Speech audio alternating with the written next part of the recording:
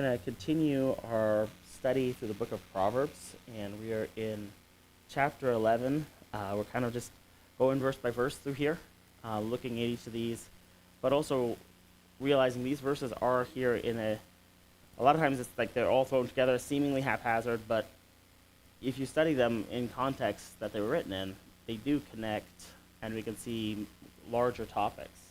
In chapter 11, we've kind of moved into an area where we're looking at wisdom is not just for ourselves, but our wisdom and how we react with others. Number one, our wisdom always affects others. And if we don't consider others in our thinking, it says that he that despiseth his neighbor is a fool. And we have to realize that God created us to be with other people. Now, you could be an introvert by nature. I could be. Some people don't believe me. I'm an introvert by nature.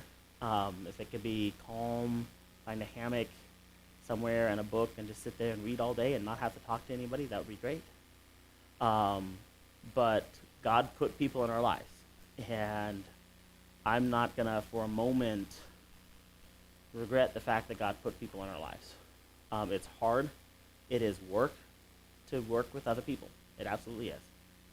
But when we get to heaven, yes, we'll be able to talk to other people. We'll be able to interact. And it won't be the work and the labor, but we won't really be able to minister to other people and draw them to Christ. And we have this gift of being able to interact here in our life with other people, and that's the work that lasts. That's laying up that treasure in heaven. And so we want to use that. I want to read through right now Proverbs 11, verse 15, and I'll try to get down through 21. I don't know if we'll get all the way there today, but 15 through 21. The Bible says, "He that is surety for a stranger shall smart for it, and he that hateth stewardship is sure. A gracious woman retaineth honor, and strong men retain riches. The merciful man doeth good to his own soul, but he that is cruel troubleth his own flesh. The wicked worketh a deceitful work, but to him that showeth righteousness shall be a sure reward. As righteousness tendeth to life, so he that pursueth evil pursueth it to his own death. They that are of a froward heart are abomination to the Lord, but such as are upright in their way are his delight. Though hand join in hand, the wicked shall not be unpunished, but the seed of the righteous shall be delivered." When we look at wisdom with regarding to other people, there's many topics that he's going to cover here. Now, some of these topics he's already covered in the book of Proverbs, and he's going to touch on them again, but this is, the one was being wise for yourself and not losing all of your money. Don't be surety for a friend. And now it's saying, hey, he that is surety for his friend shall for a stranger shall smart for it, but he that hateth stewardship is sure. And the basic concept here is don't make a promise on what somebody else is going to do. Don't go up and say, hey, I promise that they're going to do this, okay? That's stewardship, okay? Modern terms that is used is co-signing things. I am going to promise that they're going to make this payment. What that means is I'm going to guarantee that you're going to get paid. If he doesn't make the payment, I'm paying it, okay? If I say, hey, yeah, my boys will be over there to, mow your lawn and help clean out that your gutters, and you call me 3 hours later and say, hey, your boys aren't here. Hey, I made a promise that your lawn was going to be mowed and your gutters are going to be clean. Guess what I get to do? Okay? I get to go out there and I get to clean gutters and I get to mow lawn. Right? Be careful what you promise. And even if you're just passing on a promise from someone else. If someone, you're in a large organization and someone up higher says, hey, we're going to give out, these rewards to all the people who do this. And you tell all the people that are under you, all the volunteers, that, hey, if you do this, you'll get these awards. And then the higher up says, oh, sorry, budget cuts, we can't do that. Well, are you going to be a man of your word? Just because they weren't holding their word, are you going to keep your word? Okay? You get in a position where you wind up having to pay stuff, you're going to smart for it, okay? But you want to be a man of your word. The best thing is, don't make promises for other people. He that hateth stewardship is sure. You've got a stronger footing when it comes to other people. If you're like, I'm not doing that. Oh, you're going to tell people that they're going to get these prizes? Okay, great. There the people are. You go tell them. I'll let you tell them. I'm not going to pass that on and make that promise for you because I'm not you. I can take control of my actions, but I can't control your actions. And when it's a lot of times we talk about the financial aspects, don't co-sign someone's loan. I mean, it's just common sense, okay? If you were at a car dealership looking for a car and the person, some other random stranger, couldn't get his car unless they had a co-signer. And they come up to you and they give you just this wonderful sob story of how this happened and someone stole their credit card and so they couldn't get good credit score, and then this happened and their great aunt died and their dog had sick triplets and all these things, and then it's like, could you just help us out here? We really need to get this car for our family so that we can get home, and would you be willing to co-sign this? And they convince you to co-sign it, and they drive out the lot and they never make a single payment. And guess who gets the bill? You do. Guess who keeps the car? They do. Right? You say, that would be like the world's worst con. Okay? I bet somebody somewhere has done that. Okay? But if you just say, I don't do the cosign thing. No. You can't get the loan, that means you can't afford the car. Get a different car. Here, I'll buy you a bus fare to get home. Not doing it. Okay? We need to be able to watch for that. Okay? And we need to just say, hey, I don't want to have any part of this. Right? He that hateth stewardship is sure. Next verse, and again, this seems like, hey, why are these verses together? If you're looking at, hey, here's how to have wisdom with regards to people around you, it makes sense. This next verse says this: a gracious woman retaineth honor, and strong men retain riches. It's like, wait a second, how is that verse talking about other people around me? Okay? To be gracious, what does that mean, to be gracious? I'll just ask you. It doesn't have to be just me talking. What does it mean to be a gracious woman or a gracious man?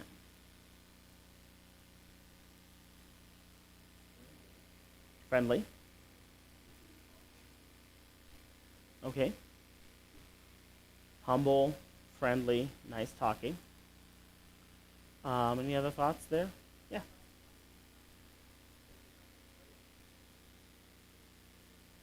Okay. When I think retaining honor, it's like they got honored for something. Now, let her works praise her in the gate. You're about a virtuous woman, okay? That's going to she'll retain honor from that. I think of my daughter used to play volleyball, high school, and sometimes she'd be playing, and sometimes she'd be playing against others, and maybe some of these other girls on one of the teams, they do a really good play and spike the ball on the other team, like, ouch, that was a really good play that they just did. I'm wanting to give honor to these players. Now, if the player who just did the spike makes some mean taunt to the other player, like, ha, losers, okay? Or the one where they just come in and they all go, ooh, ace, right? Suddenly, some of the honor that I wanted to give them, I can't give it to them. I see that cocky attitude, and I was like, you know what? I was going to say, you've got some great athleticism there, and all I knew about you was your athletic ability. But now you just showed me a window into your heart and your character, and that doesn't match. Okay? If you're going to have honor here, you attain that honor. And a athlete who you'll really honor is the one who not only knows how to lose gracefully, but far more important, they know how to win gracefully. Okay? Where they can show genuine grace. Not, you'll do better next time. Sometimes they're patronizing to the other teams if they're really beating them. But when they can show genuine grace, sometimes I've seen teams like that where they're really good, they practice really hard, and they're really kind. Sometimes the team and the coach will realize, oh, hey, we are totally dominating in this game. So after the first quarter, maybe a basketball game, they pull out all their starters, they have their others in there, and they're just kind to each other. They don't flaunt the fact that, hey, we're putting our second, third string up there, and you guys are doing your starters, and they're all losing. They're just kind about it. And that team is like, hey, even if you lost, you would have won my honor because of the grace that you showed. The fact that you won, and you won with honor, there's a lot of honor there, okay? You showed grace. And anytime someone, and it uses the example of a woman, and I think it's sometimes, and maybe this is just from a man's perspective, it's more pronounced if a woman is bragging about something, but maybe it's just because as a man I don't recognize the man bragging as much. I think it's just as much for a man. If they do something really great and then they go around bragging about it, they don't get to keep the honor, okay? But the people who are humble about it, they're the ones who get way more respect than others. I had a wrestling coach that, was humble and was coaching the kids. Didn't really mention something until I noticed there was these trophies at the gym, and I looked over here. I was like, that big shiny disc thing has those Olympic symbols in the middle of it. And someone's like, yeah, that's coaches. He didn't go around bragging it. He didn't wear his Olympic medal out to the wrestling floor. Let me tell you how much greater I am than all of you. No, he was humble about it. Okay? And people had a lot of respect for that. And when I see somebody who has honor, who has that position, and they're humble about it, the CEO of the organization who's not above scrubbing a toilet.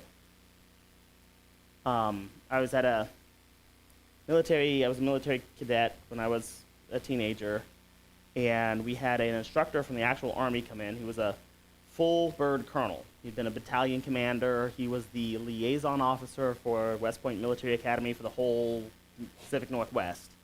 Kind of a big deal for a bunch of cadets who normally don't get to talk to anybody above rank of captain. And he came in, he was doing some instruction. And there was a probably 12-year-old, maybe 11-year-old, brand new cadet, lowest rank they had, cadet airman, one little tiny stripe. And this colonel had come in, he was teaching us some leadership things, and this is the same class that he would go into a brigade and or to a division, and he would teach all of the colonels and generals of that division this leadership class. And so he was taking time out to come and talk to us cadets. This was a huge honor for us. And this little kid, the colonel was trying to talk to people, and we've all got name tags on us, and he's trying to use people's names, and so he called his name. Well, it was not the easiest name to pronounce, and he got it wrong. And then the kid loudly corrected the colonel in front of everyone, and he said, I apologize that and corrected it, and the kid kept going, like spouting out against this full colonel who had commanded thousands of soldiers.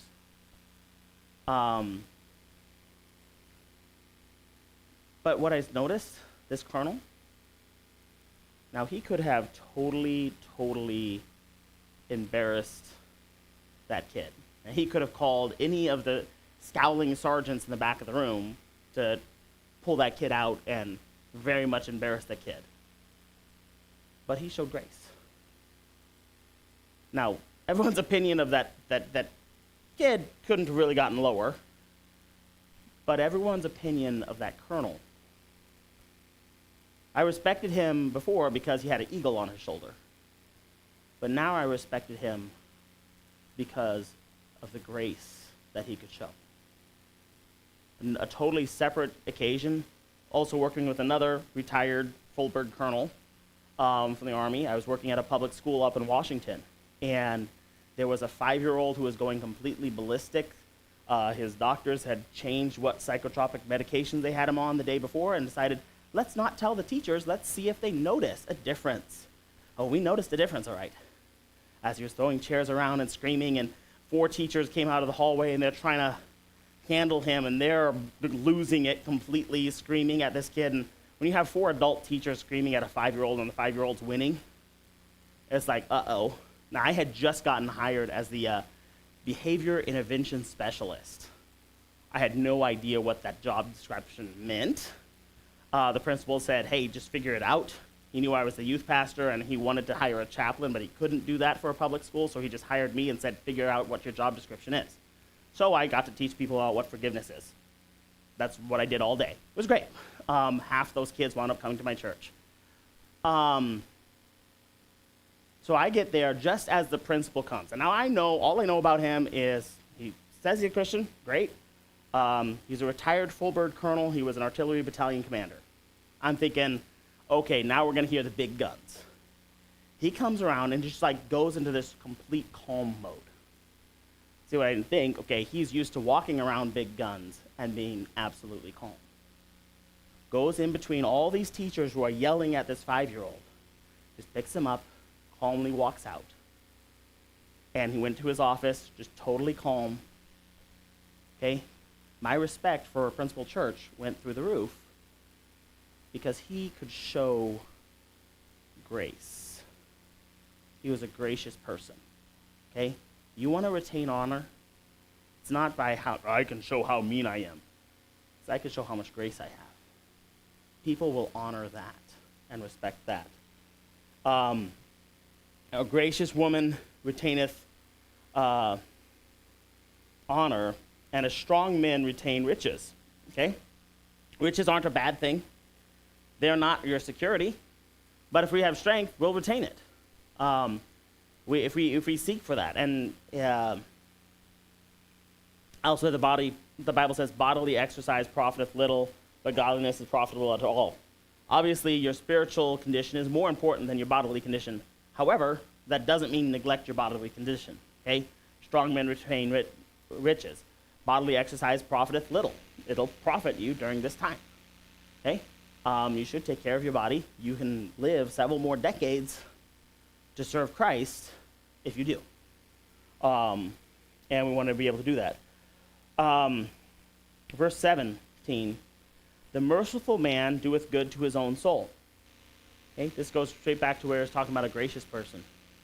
A gracious woman retaining honor. A gracious man retaining honor. When you show mercy to someone, okay? And it's not just about, well, if I show them mercy, they'll show mercy to me. Okay? That's not mercy. Okay? That's bribery. Okay? Mercy is, you really deserve to get this, and I'm not going to give it to you. Okay? I'm going to give you mercy. Okay? Grace is, I'm going to give you something you don't deserve. Mercy is, I'm not giving you something you do deserve that's going to be negative to you. Okay?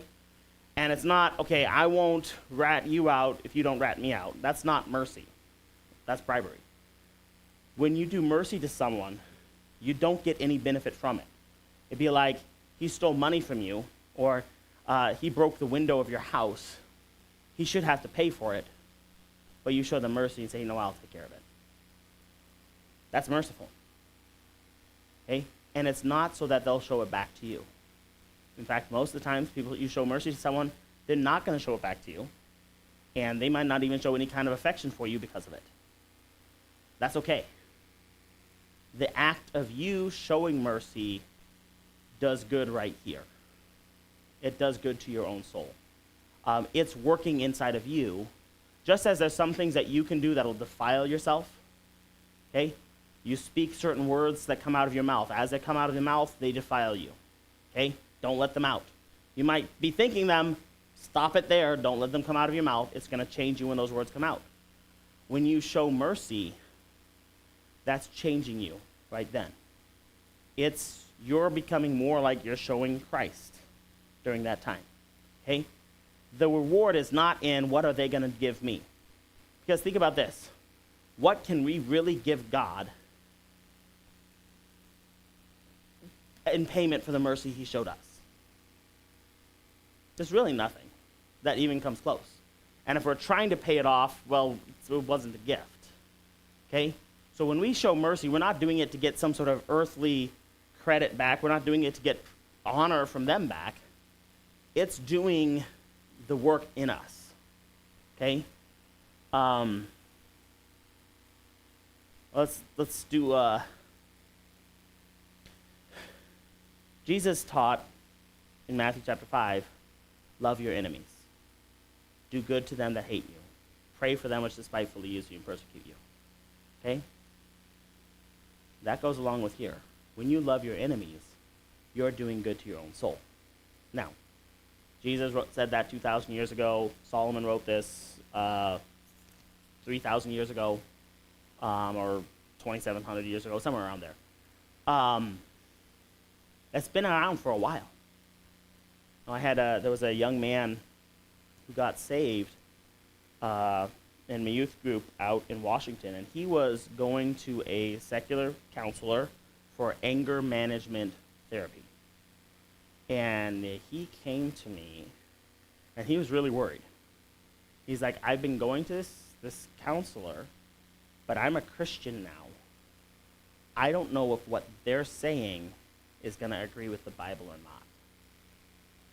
Pastor Meyer, can you come with me to my counseling and hear what she has to say? And got permission from his mom, signed all the releases to allow me to be in that room with him. And now the counselor is like, okay, I've got to try to convince this youth pastor that what I'm doing is good. And so she's like trying to use all the academia and stuff. It's like, hey, we do research-based counseling, and this is really state-of-the-art. This is brand new research that's just been done in the last decade or so. They've been finding this brand new, never before understood in the realms of psychology, this truth, when it deals with anger. When you just get so angry, you've got all that stress going through you. By the way, it's not hurting them. It's just hurting you. Okay, like a root of bitterness growing in you and defiling you. That's in the Bible too. It's just hurting you, and you have all these other mental breakdowns and stuff because of that anger that's inside of you. And it said, what we're trying to counsel people to do is, can you think of something good you can do for that person that you're angry at? And we find that when you do that, it starts to release all of those emotional tensions inside of you. It releases it. And now you're free to continue living your life. That person's off, they're living their life, whatever. They hurt you 20 years ago, 10 years ago. They don't really care. They're living their life. You being angry at them isn't hurting them at all, but it is hurting you. And when you could think of something good to do to them or think about them, you're releasing that anger, and it's helping you. And this is brand new, state-of-the-art psychology research. Kind of like love your neighbor, love your enemy. Do good to them to hate you. Pray for them which despitefully use you. I had that in my textbook that's 2,000 years old. And I don't know which textbook you're using, but this is old stuff. But okay, I'll use it. I'm glad to know that another field of science is finally realizing that, guess what? The Bible's right. People say, oh, the Bible doesn't talk about science. Yes, it does. Every field of science has a lot in here. And your son just graduated and teaching science. I was telling him I teach science over at the Christian school here, and there's so much in the Bible that is science. People say it's not a science textbook, but it does talk about science. And when it does, it's right every single time. Psychology is a field of science. They do studies. And I'm not going to throw out everything that psychology does. It's just like, when I learned about science, one of the first steps is do research. If somebody already wrote a bunch of stuff about that field, read what they already studied, and then start there and research off of that, instead of trying to reinvent the wheel every time you get to it, okay? You've already got a manual on how to work the human brain, and we're trying to start from scratch over here. Why not use this? It just doesn't make sense. But when we are merciful, we're releasing all that inside of us. We are extending our life because the amount of stress that we're releasing by showing grace, by showing mercy, we're doing good to our own selves. We're the ones who benefit from that. They might not benefit from it at all. It might not be a big change. And sometimes it's like, well, maybe they would have benefited more by not having mercy. Maybe they should have had to pay for that. You know what? Let's have that benefit. Let's show them mercy, okay? It says, a merciful man doeth good to his own soul, but he that is cruel troubleth his own flesh. Now, the flip side of that is also true. Someone does something a little bit to you, and you're like, no, I want my pound of flesh. That fable, a story where the judge, whatever it was, I think it was someone was borrowing something, and the man said, if you can't repay this, then I get 1 pound of your flesh. And came back to, the guy couldn't pay it, and so he brought him before the judge and said, hey, here's the contract. He agreed. He's going to pay 1 pound of his flesh. And the judge says, hey, I'm sorry, you signed this contract. You've got to pay 1 pound of his flesh, thinking, okay, he's going to cut something in his arm, his leg, or something like that. And the guy says, okay, what part? He's like, I want his heart. And when the judge heard that, he said, no, you're not getting anything. You're not getting that pound. Maybe it was from Grimm's Tales, and maybe he did get the heart. I don't know.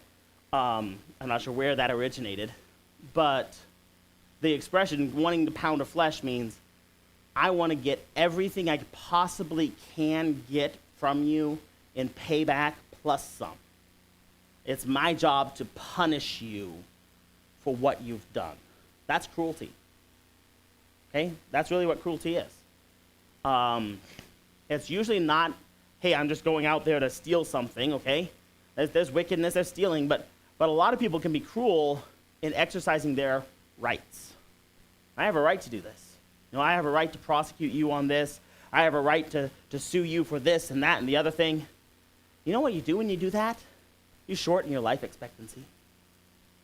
You're just adding stress upon stress upon stress to your own life.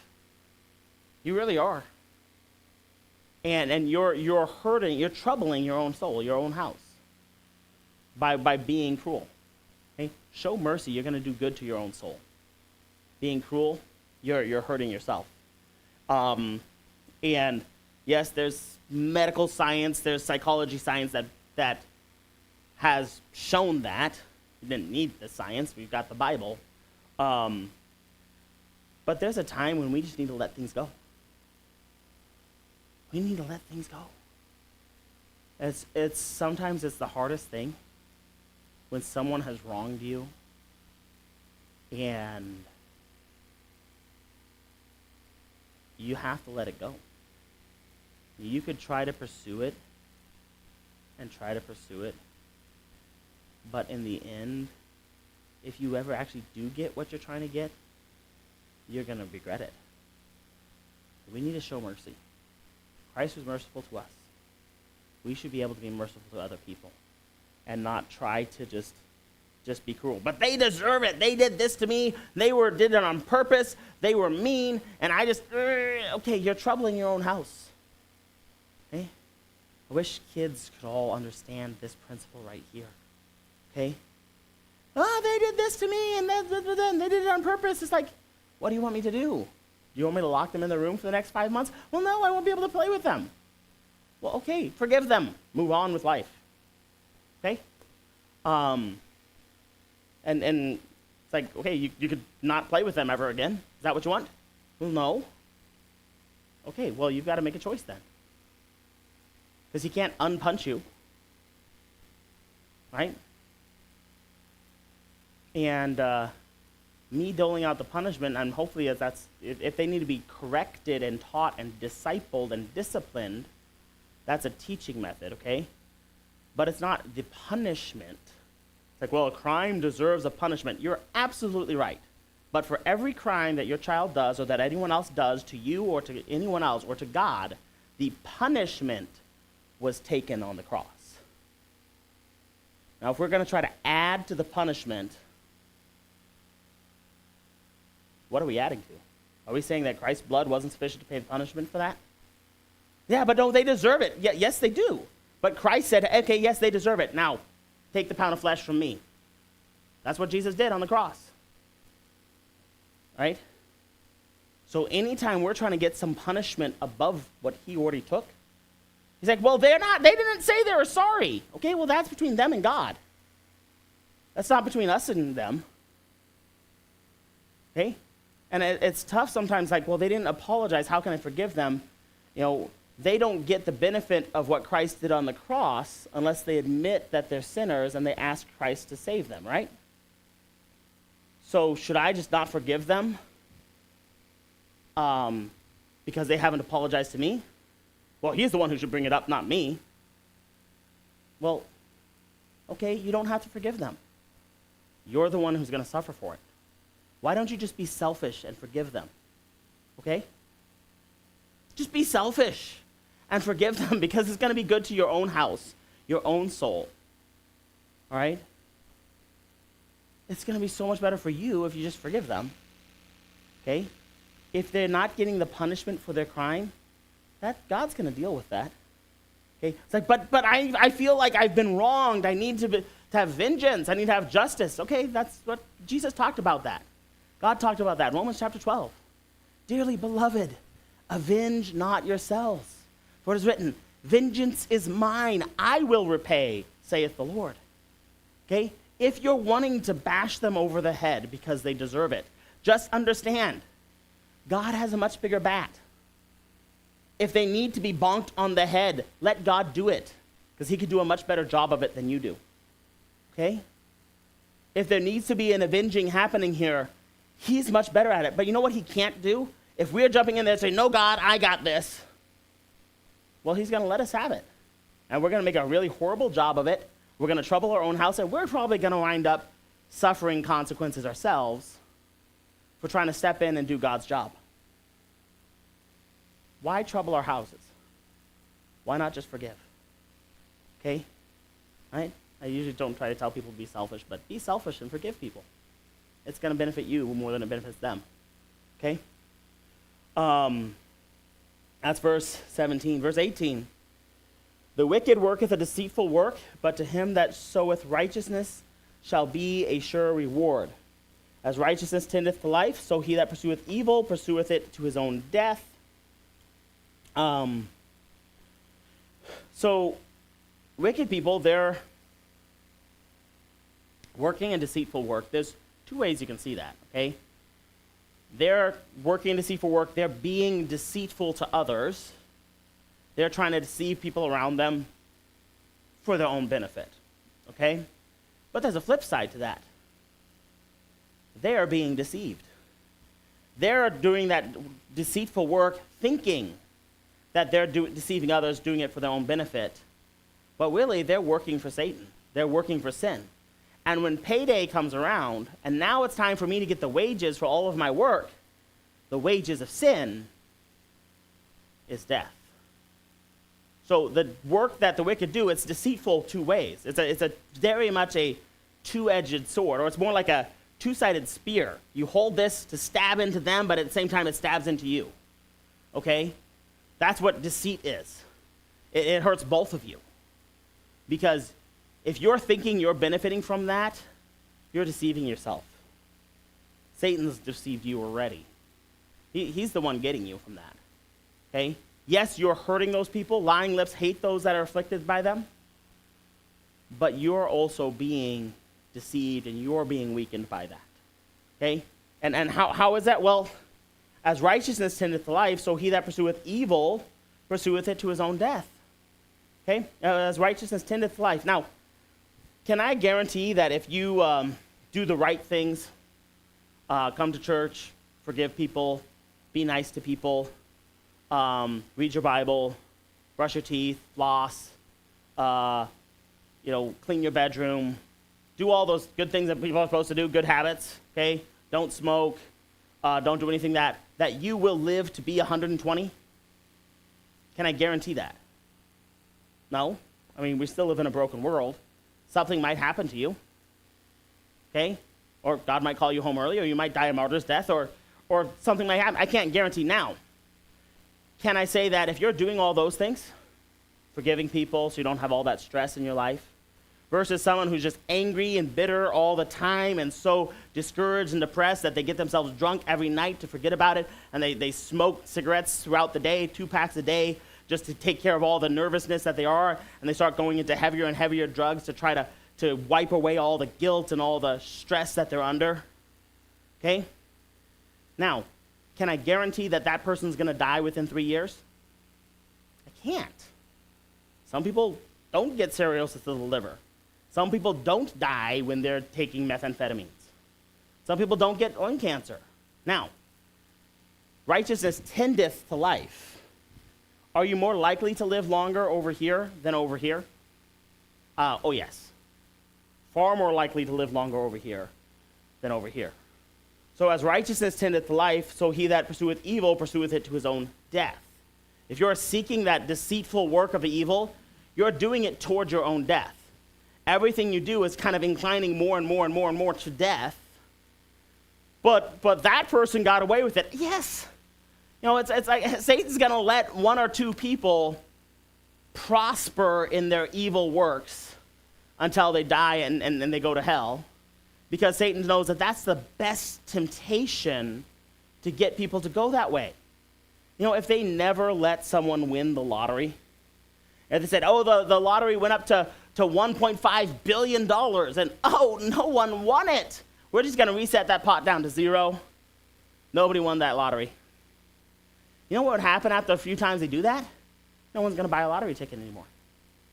But when every once in a while they let someone win $1.5 billion, they'll make $7 billion in lottery ticket sales.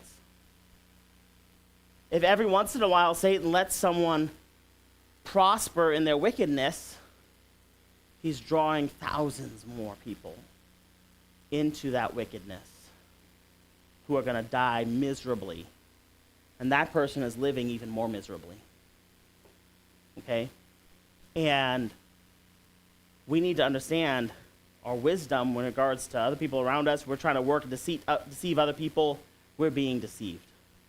And every time we try to work that wicked work, we're going toward our death. Just like righteousness is tending us toward life and living longer, forgiving people, we're going to live longer, we're doing good to our own soul. Wickedness is going to tend toward death. And we just need to understand that. Which way are we going? God doesn't necessarily like, oh, you strayed off the path just a tiny inch, I'm going to strike you with lightning right now. Okay? I mean, that does happen sometimes, but that's not generally what happens. Okay? He gives us a lot of mercy, a lot of leeway, right? Don't take advantage of it. Don't keep leaning over there. Eventually, the ship's going to crash if you lean over that side. Last couple verses here. They that are of a froward heart, I just smacked my microphone. They that are of a froward heart are abomination to the Lord, but such as are upright in their way are his delight. Though hand join in hand, the wicked shall not be unpunished, but the seed of the righteous shall be delivered. Okay? What is this froward heart? A froward heart. And sometimes I like getting different definitions, dictionary definitions of these things. If I define froward, okay, it means to be willingly disobedient.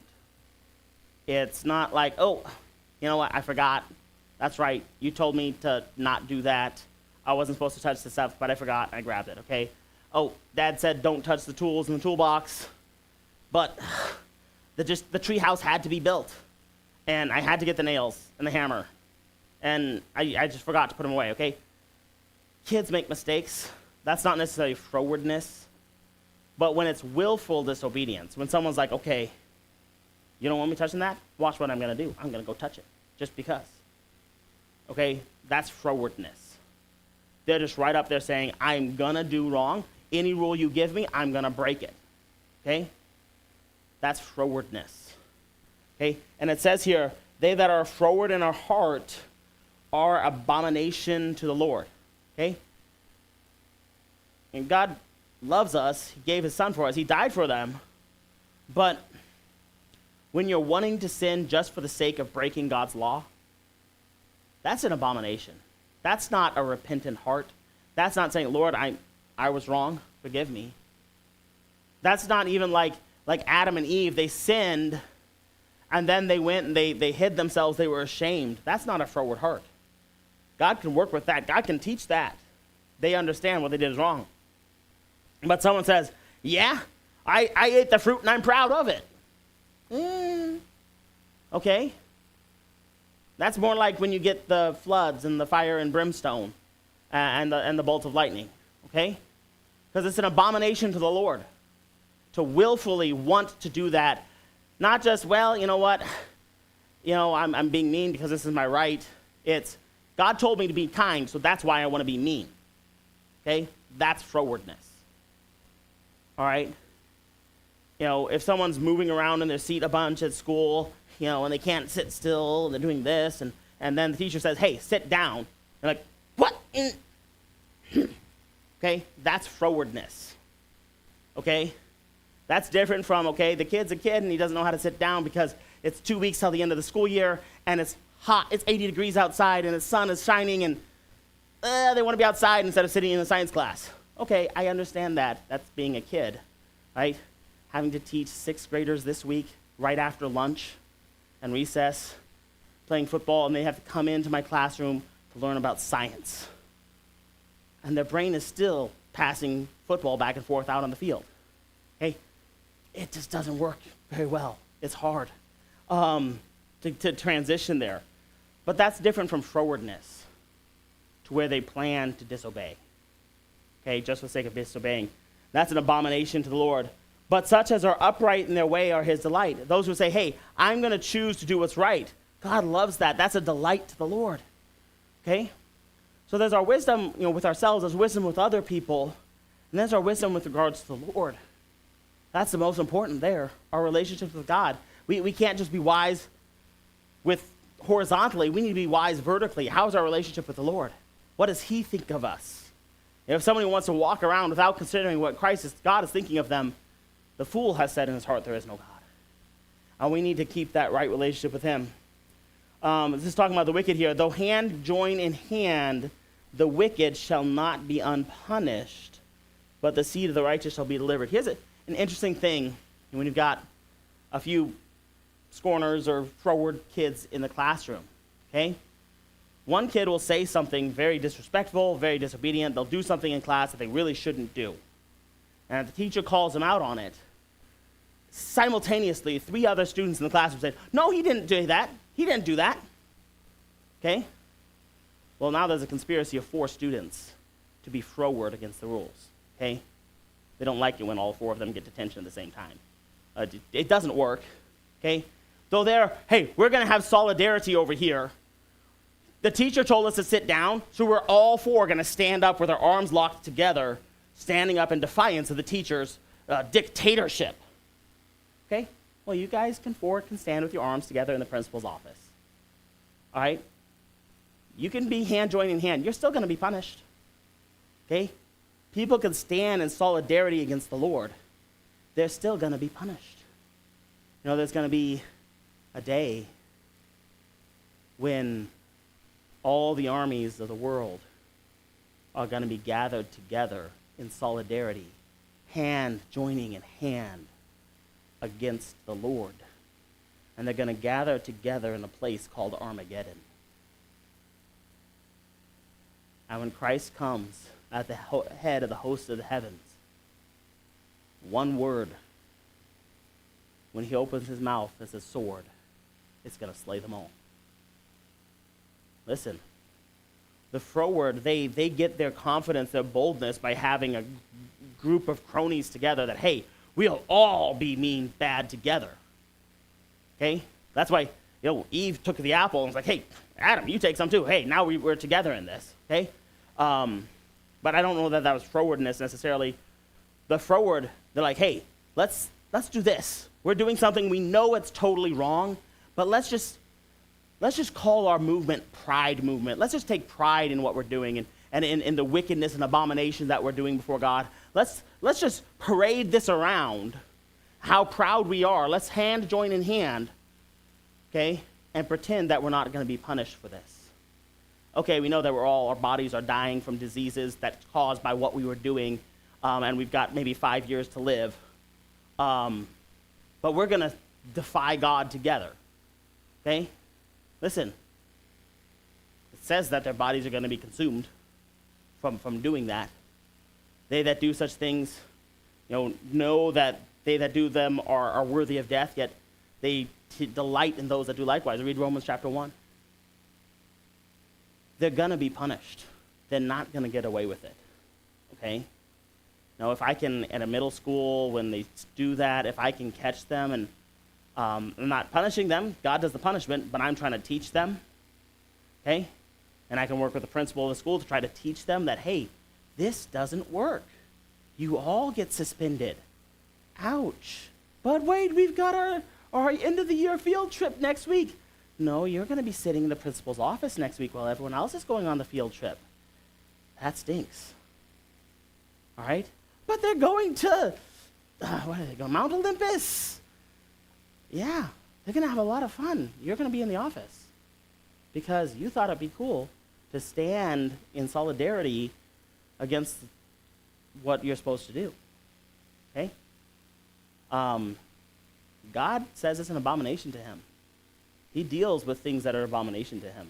I don't want to be on that list of the things that God calls abominable. Okay? I'm going to want to do what righteous, okay? Be the seed of the righteous shall be delivered. I want to be such as upright in the way. I want to choose to do what's right so that I can be his delight. Okay? How are we reacting to those around us? Are we willing to be merciful? Are we willing to forgive? Are we willing to show grace to them? Okay? By the way, being surety for them, co-signing for them, that's not showing grace to them. Okay? Just don't confuse those two. Yes, those are right next to each other, but he's very specific about there's a distinction. There's a point where grace stops. Okay? Where I'm no longer showing grace, I'm enabling you to do wrong. Okay? If someone is like, they're going to use this money for drugs, are you going to enable that lifestyle? That's not helping them by giving them money at that point. Okay? Now, you can be merciful, you can forgive them, but that doesn't mean give them unlimited credit. And we need to be wise in that. So how are we going to treat people around us? Are we going to choose to do righteous? Are we going to treat people the way Christ treats people? Okay? Or are we going to say, no, I want to have every bit of my rights? That's cruel. If Christ demanded every one of his rights, we wouldn't be here anymore. Okay? By right, he could have just destroyed us all. He could have called 10,000 angels to destroy the world and set him free. But he chose to die for our sins. Can we live like Christ? Let's pray. Dear Lord, I thank you so much for your goodness. I thank you that you are merciful and that you are gracious. And we honor you and more for it. Lord, help us to be able to reflect your image toward those around us by being gracious and by showing mercy. Lord, that you would be pleased. And I pray you get the glory for it all. In Jesus' name, amen. You may be dismissed.